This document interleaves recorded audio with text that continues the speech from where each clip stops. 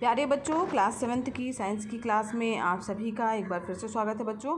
और हम पढ़ रहे थे चैप्टर नंबर 4 भौतिक एवं रासायनिक परिवर्तन। बच्चों चैप्टर नंबर 3 तक के प्रश्न जो हैं अभ्यास प्रश्नों को और चैप्टर्स को अच्छी तरीके से पढ़ लिया है, समझ लिया है। अगर आपने वीडियोस नहीं देखे हैं तो चैनल की प्लेलिस्ट में जा करके, और क्लास 7th साइंस की प्लेलिस्ट है बच्चों, उसमें जा करके आप वीडियो देख सकते हैं, चैप्टर समझ सकते हैं और अभ्यास प्रश्नों को आप अपना कंप्लीट कर सकते हैं। हमने चौथा चैप्टर स्टार्ट कर दिया था। भौतिक और रासायनिक परिवर्तन के बारे में हम जान चुके हैं। भौतिक परिवर्तन क्या है, रासायनिक परिवर्तन क्या है, उसके कुछ उदाहरण भी हम जान चुके हैं। साथ ही कई एक्सपेरिमेंट हम लोगों ने इसके किए हैं। तो इसके पहले की वीडियो क्लासेस में जो है, जस्ट पहले वाली वीडियो क्लासेस में हमने पढ़ा था कि अगर गर्म जल से भरा डिब्बा है, वो अगर उस पर पानी डाल रहे हैं तो भौतिक परिवर्तन हो रहा है, लेकिन सोडियम है, अगर उस पर हम पानी डाल रहे हैं तो वो परिवर्तन जो हो जा रहा है वो रासायनिक परिवर्तन है। और इसके अलावा हमने एक एक्सपेरिमेंट और किया था, वो था हमारा लोहे एवं गंधक के चूर्ण को मिश्रण बनाने वाला। उसमें भी हमने जाना था भौतिक परिवर्तन कब हो रहा है, और अगर हम उसको गर्म कर देना है तो जो बनने वाला पदार्थ है वो रासायनिक परिवर्तन हो जा रहा है उसमें।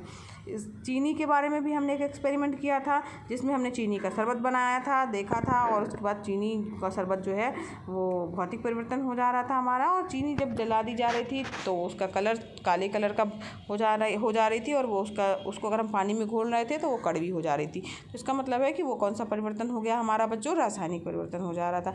आज हमें पढ़ना है एक नया एक्सपेरिमेंट जो है क्रियाकलाप 9, और इसमें हम क्या जानेंगे कि गर्म करने पर लोहा जो है लाल हो रहा है तो वो कौन सा परिवर्तन है, और लोहे में अगर जंग लग रही है तो वो कौन सा परिवर्तन है। तो बच्चों आपने देखा भी होगा, तवा अगर कभी आप रख के भूल जाते हैं तो क्या होता है, तवा लाल हो जाता है ना। तो आपने सोचा है कि वो कौन सा परिवर्तन है, परिवर्तित तो हो गया, उसका तो चेंज तो कलर हो गया, लाल कलर हो गया। तो क्या हो रहा है, परिवर्तन हो गया। तो इसका मतलब कौन सा परिवर्तन है, वो भौतिक परिवर्तन की रासायनिक परिवर्तन, सोचिए। तो इसके लिए बच्चों एक्सपेरिमेंट करने के लिए आप कर सकते हैं कि लोहे के तवे की जगह पे आप लोहे की छड़ भी ले सकते हैं ना, क्लैंप से पकड़ करके गर्म करिए जो स्प्रिट लैंप है, फिर इसके बाद उसको बुझा करके उसकी राड को ठंडा करिए। तो जब गर्म करते हैं बच्चों तो आपने देखा होगा, चाहे तवा गर्म हो तो वो कैसे रंग का हो जाता है, लाल रंग का हो जाता है, और जब वो ठंडा होता है तो पुनः काले रंग का हो जाएगा, तवा भी काले रंग का हो जाएगा। जो छड़ हमने ली है काले रंग की तो वो पूर्व की स्थिति में आ जाती है, काले रंग की है तो काले रंग की हो जाएगी। तो उसका मतलब पुनः अपनी पूर्व अवस्था में आ गया और कोई भी नया पदार्थ नहीं बना। तो ये कौन सा परिवर्तन हो जाएगा, भौतिक परिवर्तन हो जाएगा। ठीक है, अब यहाँ पर जो है लोहे का जो तवा है, लोहा का तवा है, उस पर थोड़ा सा आप पानी डाल दीजिए। ठीक है, उसको छोड़ दीजिए, पानी डाल दीजिए लोहे के तवे पे और छोड़ दीजिए। 2 दिन बाद देखिए तो जो जहाँ पर पानी डला रहेगा वहाँ पर क्या दिखाई देगा आपको, भूरे रंग का पदार्थ दिखाई देगा। ठीक है, तो यहाँ पर आपको जो है वो भूरे रंग का पदार्थ दिखाई देगा। ये देखिए तवा है, और यहाँ पर इसमें जब हमने इसमें पानी डाल के छोड़ दिया तो क्या दिखाई दिया, एक भूरे रंग का पदार्थ। ये बीच में दिख रहा है भूरे भूरे रंग का पदार्थ, आपने देखा भी होगा। तो इसका मतलब हम लोग बोलते हैं अरे लोहे का जो कढ़ाई है, तवा है, उसको पोंछ के रखिए, उस पर तेल लगा के रखिए, है ना। तो अगर अब उसमें पानी पड़ा रहेगा तो उसमें क्या लग जाएगी, जंग लग जाएगी। ठीक है, अब इसको सफ़ेद कपड़े से पोंछ करके जंग जो है वो कपड़े पर भूरे रंग का स्पष्ट रूप से आप दिखाई देंगे कि भाई हमने कपड़े से पोंछेंगे, दिखाई देगी वो भूरे रंग की जंग रहेगी, है। अब जंग से पुनः क्या आप लोहा प्राप्त कर सकते हैं, बताइए, नहीं प्राप्त कर सकते ना। तो जंग से पुनः लोहा जो है वो बहुत ही जटिल प्रक्रियाओं के द्वारा बनाया जा सकता है, जल्दी नहीं प्राप्त कर सकते हैं। इसलिए जो है बच्चों जब आप लोहा खरीदने जाते हैं वो महंगा मिलता है, जबकि जो कबाड़ी होता है बच्चों वो जंग लगी अगर वस्तु है तो उसका बहुत कम आपको दाम देगा।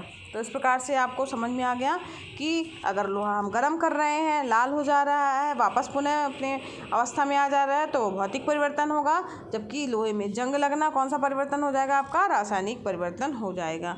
ठीक है, तो इस प्रकार से आपने जान लिया। अब बहुत सारे एक्सपेरिमेंट भी कर लिए हम लोगों ने, और क्रियाकलाप के माध्यम से भी जान लिया, अंतर अच्छे से समझ लिया। तो अब हम चर्चा करते हैं कि क्या भौतिक परिवर्तन और रासायनिक परिवर्तन में अंतर होता है। तो भौतिक परिवर्तन और रासायनिक परिवर्तन में अंतर, इम्पॉर्टेंट बच्चों ये क्वेश्चन है, इसको आप याद कर लीजिएगा। ठीक है, तो क्या अंतर है, तो भौतिक परिवर्तन किसे कहा जाएगा, वह परिवर्तन जिसमें परिवर्तन के पश्चात पदार्थ को पुनः पूर्व की अवस्था में प्राप्त किया जा सकता है, भौतिक परिवर्तन। ठीक है, रासायनिक परिवर्तन क्या है? वह परिवर्तन जिसमें परिवर्तन के पश्चात पदार्थ को जो है वो पुनः जो है पूर्व की अवस्था में नहीं प्राप्त किया जा सकता है, आसानी से प्राप्त नहीं किया जा सकता है। ठीक है, इसमें क्या हो रहा है? भौतिक परिवर्तन में परिवर्तन के पश्चात कोई भी नया पदार्थ नहीं बनता है। ठीक है, जबकि जो रासायनिक परिवर्तन हो रहा है तो उसमें कोई ना कोई नया पदार्थ जरूर बन जाएगा, हमसे पूर्ववत अपने पुराने पदार्थ में नहीं बदल सकते हैं। ठीक है बच्चों, भौतिक परिवर्तन जो होता है वह क्या होता है? अस्थायी होता है, और जो रासायनिक परिवर्तन होता है वो स्थायी रूप से हो जाता है। ठीक है, और भौतिक परिवर्तन के पश्चात पदार्थ के भौतिक गुण, ठीक है, अवस्था, रंग, इसमें परिवर्तन संभव है। मतलब उसके भौतिक गुणों में तो चेंजेस हो सकते हैं, परंतु उसके रासायनिक गुणों में चेंजेस नहीं होते हैं। रासायनिक गुण एक जैसे होते हैं, जबकि रासायनिक परिवर्तन में क्या होता है? भौतिक गुण भी चेंज हो जाते हैं और रासायनिक गुण भी चेंज हो जाते हैं। तो इस प्रकार से भौतिक परिवर्तन में जो है रासायनिक परिवर्तन में जो है दोनों चीज़ें बदल जाती हैं, भौतिक गुण भी बदल जाते हैं और रासायनिक गुण भी बदल जाते हैं। ठीक है, रासायनिक परिवर्तन में, जबकि भौतिक परिवर्तन में ऐसा नहीं होता है, केवल भौतिक गुण जो है वो हो सकता बदल जाए, लेकिन रासायनिक गुण जो है वो नहीं बदलते हैं। और भौतिक परिवर्तन वास्तव में उत्क्रमणीय क्रिया है, यानी हम उसको चेंज कर सकते हैं, वापस पुनः अवस्था में प्राप्त कर सकते हैं, जबकि रासायनिक परिवर्तन जो है वो अनुत्क्रमणीय क्रिया है, यानी रासायनिक परिवर्तन के पश्चात हम पुनः पदार्थ को नहीं प्राप्त कर सकते हैं। तो इस प्रकार से बच्चों ये भौतिक परिवर्तन और रासायनिक परिवर्तन में अंतर है, जो कि आपको अच्छे से आना चाहिए और आप समझ भी चुके हैं, और इसे याद कर लीजिएगा। ठीक है, अब आगे बढ़ते हैं। क्रिस्टलीकरण की क्रिया क्या है? क्रिस्टलीकरण बच्चों क्या है? तो आपने कभी सोचा है? नमक देखा होगा, नमक बनता है ना समुद्र के किनारे, आप देखते होंगे। या नमक कहाँ से मिलता है? नमक आता कहाँ से है? वास्तव में बच्चों समुद्र का जो पानी होता है वो खारा होता है ना समुद्र का पानी। समुद्र का पानी कभी पी के देखिएगा, वरना पानी ही पानी हो जाए, हमारे यहाँ पानी की इतनी दिक्कत ही ना हो। समुद्र का पानी वास्तव में खारा होता है, तो उसका हम क्या प्रयोग करते हैं बच्चों? उससे नमक बनाने का प्रयोग करते हैं। तो ठीक है, और गुड़ बनाने की जो प्रक्रिया होती है उसमें आपने देखा गुड़ कैसे बनता है? तो उसमें गन्ने के रस से बनता है। आपको ये तो पता होगा कि गन्ने के रस से गुड़ बन जाता है। तो उसमें गन्ने के रस को लंबे समय तक रखने के उपरांत उसमें चीनी के क्रिस्टल जो है उसमें अलग होते, आपने देखा होगा कि उसमें चीनी के क्रिस्टल जो है वो धीरे धीरे करके अलग होते जाते हैं। तो किसी पदार्थ के शुद्ध तथा बड़े साइज के क्रिस्टल जो है उसके विलयन से प्राप्त किए जा सकते हैं। यह प्रक्रिया क्या कहलाती है बच्चों? क्रिस्टलीकरण कहलाती है।